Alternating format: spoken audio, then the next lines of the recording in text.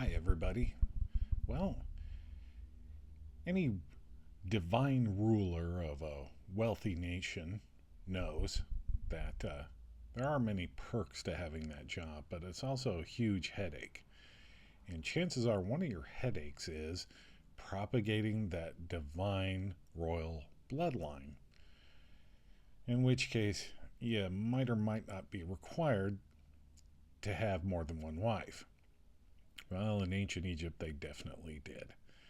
And having more than one wife may sound good on paper, but just imagine for most of us how difficult it is just to keep one of them happy, let alone 10, 20. Once you get beyond 25, 30 and up, there's a lot of bureaucracy involved. Well, in ancient Egypt, maintaining that bloodline was important. Therefore, the pharaoh usually had many wives and concubines, and they were housed in a whole wing of the palace called the harem. Now,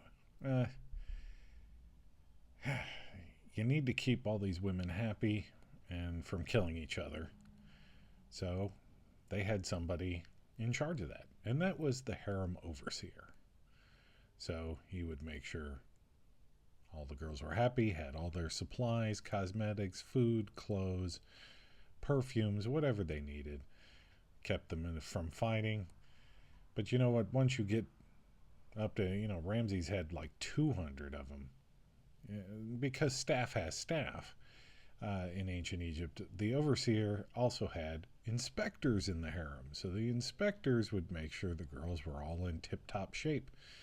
Because, by the overseer, make sure that the manicurists are coming in doing their job, make sure that the hairstylists are getting all the wigs and everything done, and all the clothiers are making the right clothes, and the jewelers are bringing in the right jewelry for all these girls. And well, so the harem inspectors had to make sure that all the girls had everything was just perfect.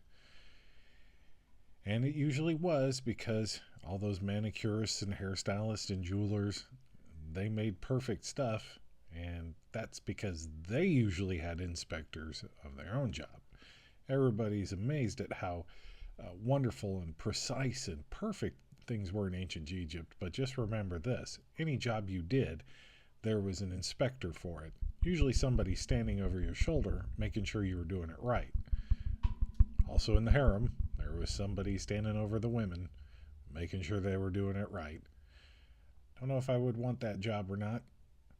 Anybody could have it back, both men and women. So, if you were looking through the want ads back in ancient Egypt, do you think you would want to be the harem overseer or harem inspector? I don't know. Let me know. Thanks for watching. I'll talk to you later. Bye.